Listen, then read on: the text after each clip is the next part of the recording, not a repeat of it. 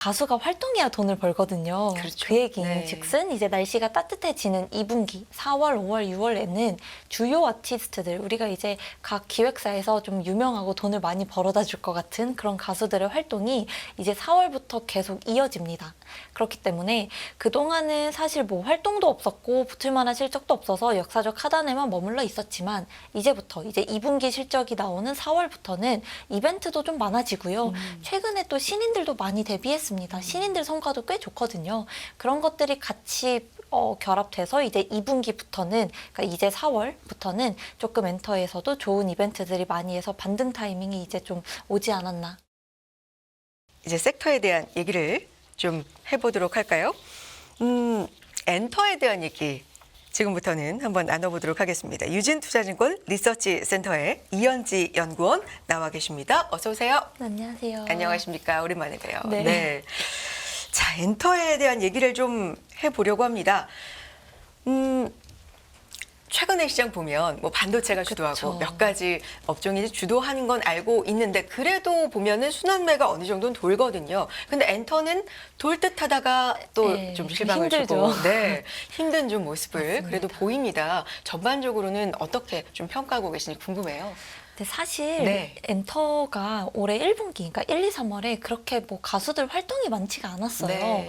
그래서 좋게 말하면 그렇게 활동이 없어서 좋지 않은 상황에 주목을 못 받았던 거는 뭐 어쩌면 당연한 결과였다.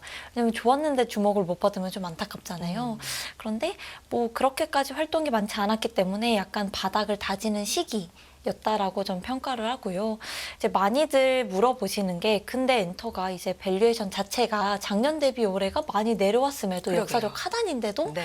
바닥만 찍는 것 같이 오를 만한 이벤트가 언제 나오냐, 언제 오르냐, 엔터를 과연 언제 사야 되냐 이런 고민들이 좀 많으신 것 같아요. 그러니까 싸다라는 건 분명히 네. 시장에서 매력의 하나로 볼 수 있는데 이걸 매력으로 받아들여지지 맞습니다. 않고 있는 것 같아서요. 맞습니다. 네. 네, 싸니까 계속 관심은 가는데 네. 과연 언제 오를까에 대해서는 아무도 확신이 없는 거죠. 음. 그래서 엔터 자체가 너무 그 뻔한 얘기일 수도 있지만요. 가수가 활동해야 돈을 벌거든요. 그렇죠. 그 얘기는 네. 즉슨 이제 날씨가 따뜻해지는 2분기 4월, 5월, 6월에는 주요 아티스트들 우리가 이제 각 기획사에서 좀 유명하고 돈을 많이 벌어다 줄 것 같은 그런 가수들의 활동이 이제 4월부터 계속 이어집니다. 그렇기 때문에 그동안은 사실 뭐 활동도 없었고 붙을 만한 실적도 없어서 역사적 하단에만 머물러 있었지만 이제부터 이제 2분기 실적이 나오는 4월부터는 이벤트도 좀 많아지고요. 최근에 또 신인들도 많이 데뷔했습니다. 신인들 성과도 꽤 좋거든요. 그런 것들이 같이 결합돼서 이제 2분기부터는 그러니까 이제 4월부터는 조금 엔터에서도 좋은 이벤트들이 많이 해서 반등 타이밍이 이제 좀 오지 않았나 그렇게 보고 있습니다. 그러니까 지금까지는 음반 판매량도 좀 기대치를 하회하고 공연 네. 횟수라든가 그리고 이 굿즈라고 하나요? 맞습니다. 이런 상품들 판매도 좀 상당한데 이런 것도 당연히 좀 저조할 수밖에 없는데 이게 2분기부터는 좀 올라갈 것이다 네. 라는 게 핵심이군요. 구체적으로 뭐 어떤 근거도 들어주실 수 있을까요? 사실 음반이라고 하는 거는 네. 그렇게까지 성장세가 나올지는 잘 모르겠어요. 왜냐하면 2019년에 우리나라의 이제 국내 연간 음반 판매량이 2,200만 장 정도 했습니다.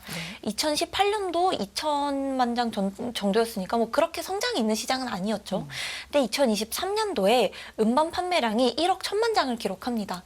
불과 4년, 5년 만에 거의 4, 5배 이상이 늘어난 시장이 어떻게 매년 그렇게 성장을 하겠어요. 그렇기 때문에 사실상 지금 엔터가 꺾인다라고 말하는 것도 이제 음반 판매량이 과거만큼 팔리지 않기 때문에 이거에 대한 실망감이 주가를 계속 누르고 있다라고 보고 있습니다. 그런데 사실 그 음반이라고 하는 앨범 자체가 4월, 5월, 6월이 된다고 해서 전작만큼 막 400, 500, 600만 장이 나오냐? 사실 그렇게 보진 않습니다. 앨범 자체는 부진할 수 있어요. 다만 그 실적을 메꿔줄 만한 다른 매출에서의 성장이 보인다면 엔터는 그럼에도 여전히 성장성이 있구나를 확인하는데 그게 이제 공연과 MD가 되는 겁니다. 이게 그러면 또 의문이 생겨요. 아니 작년에도 공연 많이 했는데 올해 뭐 공연을 뭐 얼마나 많이 해서 이게 수익성이 얼마나 나올까 또 고민입니다. 네. 근데 올해는 어떤 식의 공연이 좀 나오냐면요. 보통 우리가 이제 일본에서 예를 들어보면요. 일본에서 이제 그 도쿄돔이라고 하는 회당 5만 명이 있는 공연장이 있는데요. 이 공연장에서 작년에는 한 장소에서 예를 들어 2번 정도밖에 공연을 안 했던 거죠. 왜냐하면 옮겨 다닐 도시들이 많았기 때문에 그래요. 미국도 가야 되고 유럽도 가고 많이 가야 되거든요. 한 공연장에서 뭐 예를 들어 2번 정도밖에 공연을 안 하면 그 공연장에서 비용을 커버할 만큼의 수익이 나기가 좀 힘든 상황입니다. 근데 올해는 예를 들어서 같은 공연장에서 뭐 팬미팅을 또 여러 번 한다든지 아니면 3번 이상 공연을 하면서 같은 공연장에서 공연을 했음에도 수익성 자체가 좀 달라지는 거죠. 그러니까 비용을 커버할 만큼의 횟수를 한 공연장에서 하다 보니 예를 들어 같은 공연장에서 2번 공연하는 것보다 3번 공연하는 게 수익성 측면은 좋거든요. 비용 커버하고 남은 수익이 이제 공연에서 벌게 되니까요. 그래서 올해는 이제 조금 더 우리한테 일본이라고 하는 지역이 아무래도 EPS단, 그러니까 실적단에 좀 기여가 많이 되는 지역이거든요. 미국은 모멘텀일 수 있지만 일본은 실질적인 실적을 끌고 가는 지역입니다. 그 일본에서의 공연과 일본에서의 활동이 올해 굉장히 많아요. 그래서 올해는 실질적으로 실적에 기여할 만한 지역에서의 활동이 많아진다. 그게 2분기부터 이제 좀 본격화된다.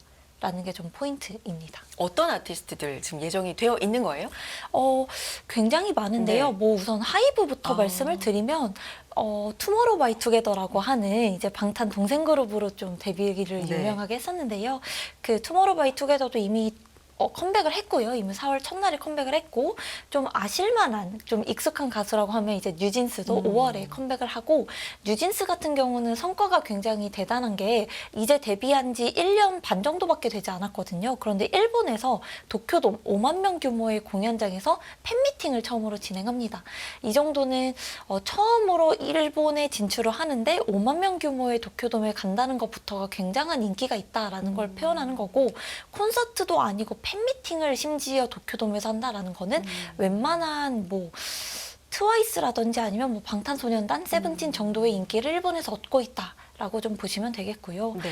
뭐 4월 달에는 또 세븐틴이라고 하는 뭐 작년에 이제 앨범 거의 600만 장 이상 장당 판매 600만 이상을 했었던 그런 가수도 컴백을 할 예정입니다. 그래서 하이브 같은 경우는 그냥 모든 가수들이 이제 순차적으로 컴백을 앞두고 있기 때문에 좀 이벤트들이 많고요.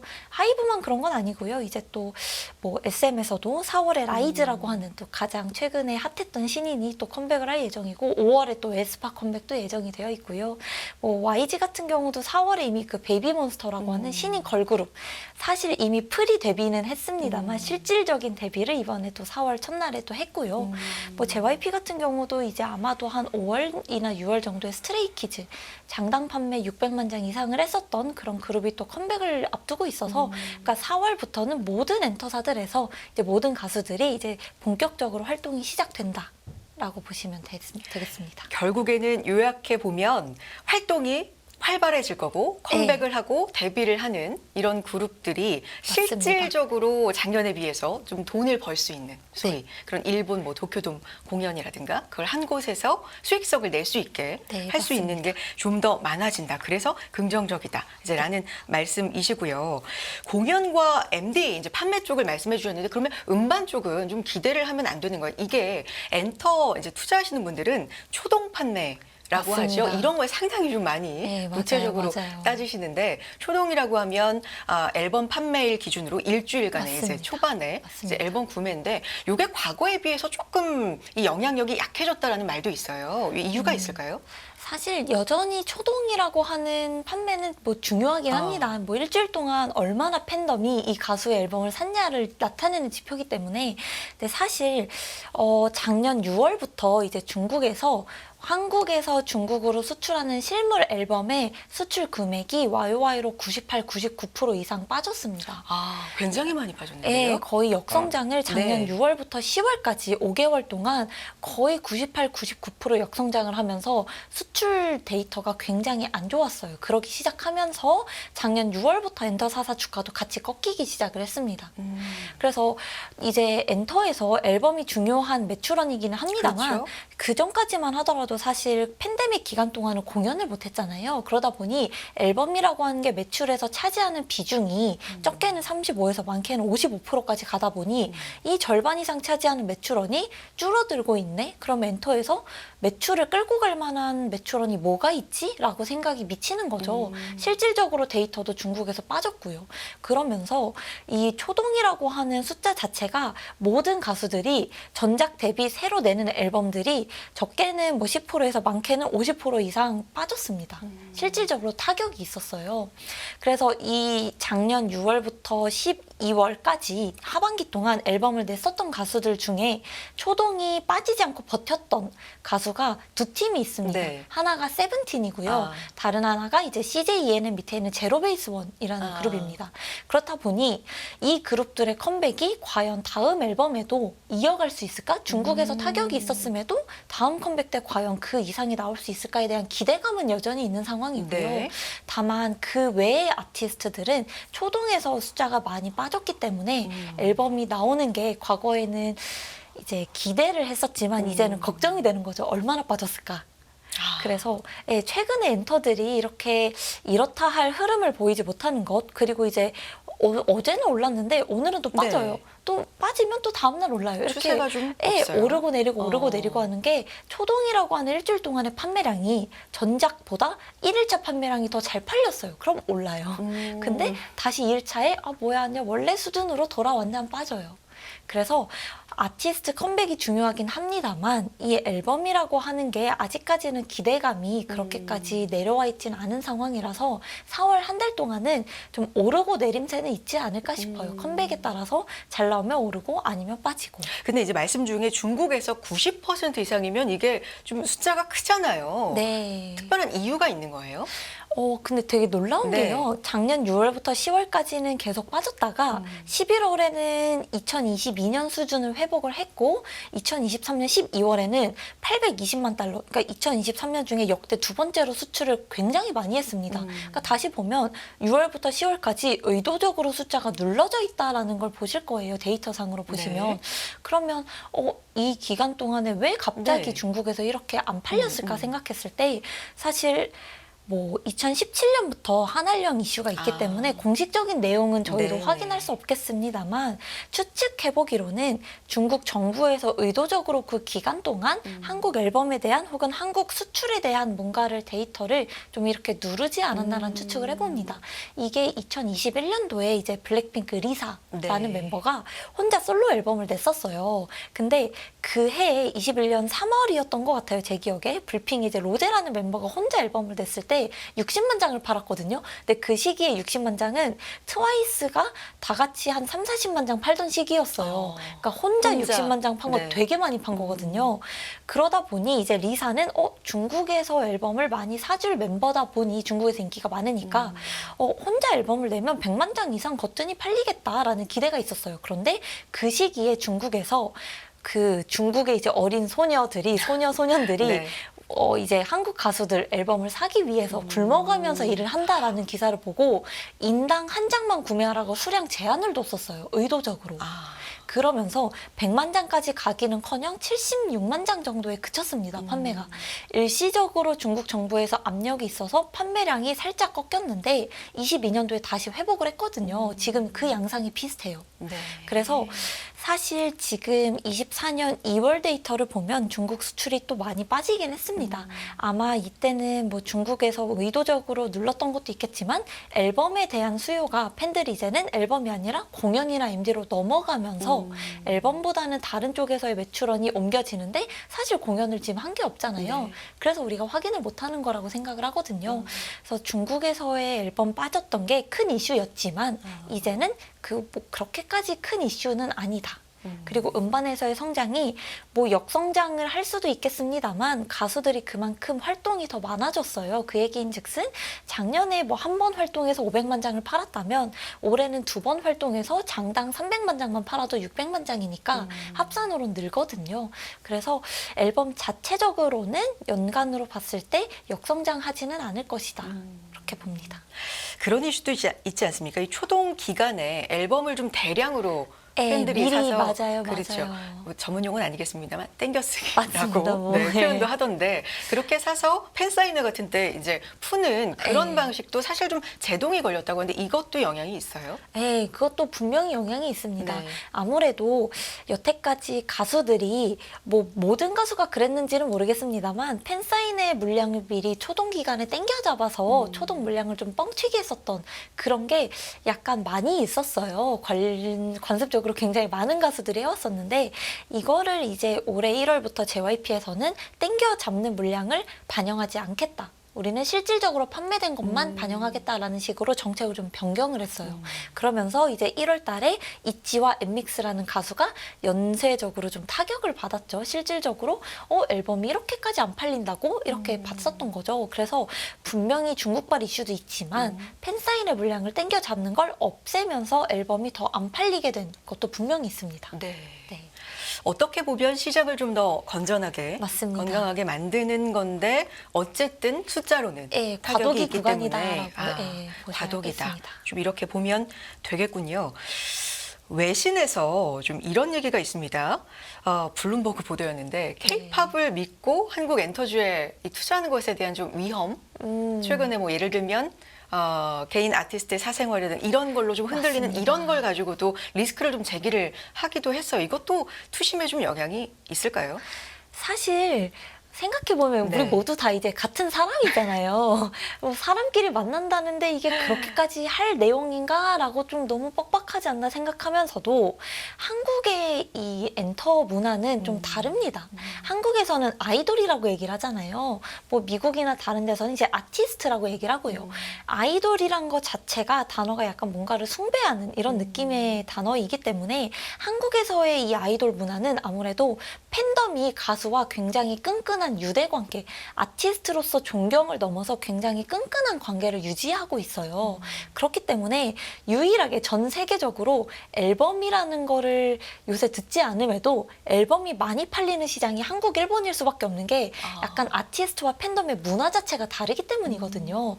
그렇다 보니 팬들 입장에서는 약간 이해가 안 되는 거죠. 나는 너를 이렇게 정말 너의 앞날을 위해서 응원을 해주는데 너는 어떻게 우리한테 이렇게 충격을 주냐라는 내용이 나오면서 실제로 이게 투자 심리에도 좀 영향이 있더라고요. 그래서 이렇게까지 표현하고 싶진 않지만 소위 휴먼 리스크라는 말이 좀 많이 나오기도 하고 최근 들어서 좀 여기저기 많이 터지고 있잖아요. 그렇다 보니 또 최근에 되게 주목을 받는 게 나는 실물 인간 말고 가상인물이 좋다라고 해서 플레이브라고 하는 뭐 가상의 대단한데요. 네. 사실상 우리가 실제로 보지는 네. 못하잖아요. 가상의 캐릭터 같은 그런 5명의 멤버가 있는 보이그룹인데도 일주일 동안 초동이 57만 장이 팔리고 팬덤도 상당하더라고요. 예, 이번에 네. 또 4월에 13, 14일 양일간 또 콘서트도 진행을 합니다.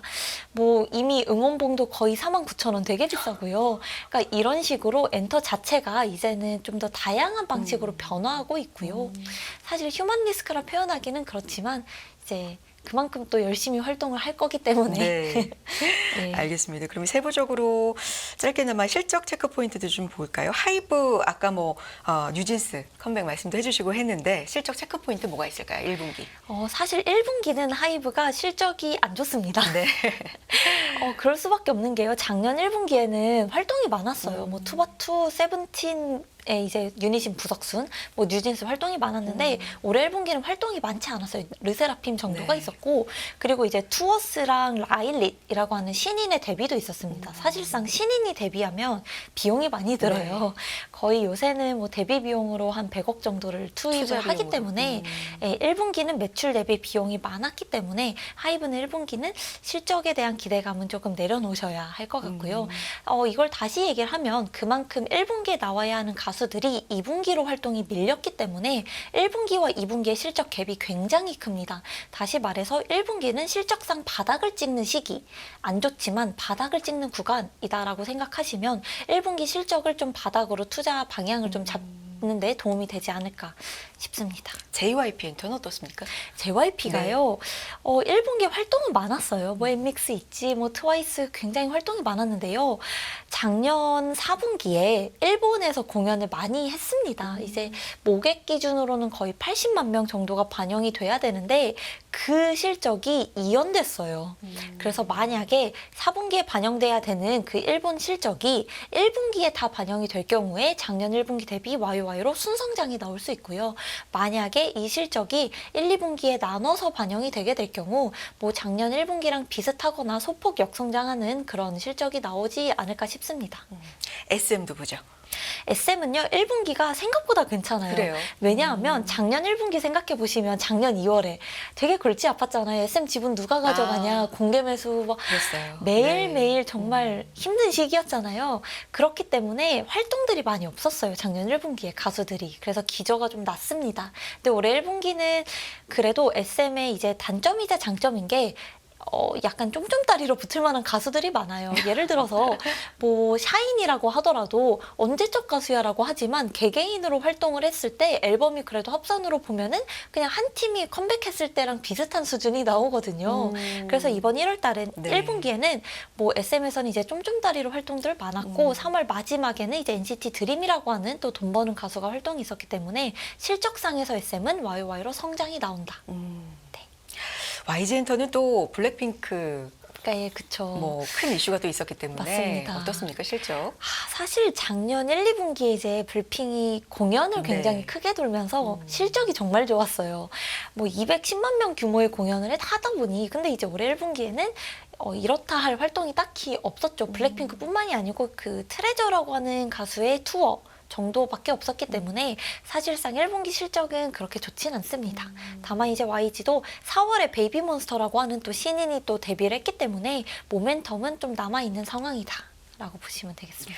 전반적으로 그러니까 1분기보다는 다음 분기를 좀 기대해봐야 네, 되는 맞습니다. 네, 그런 흐름으로 좀 가고 있는 것 같은데요. CJ ENM이나 스튜디오 드래곤, 아프리카 TV 같은 컨텐츠 관련주들 좀 짚어볼까요? 실적 어떻게 보고 계세요?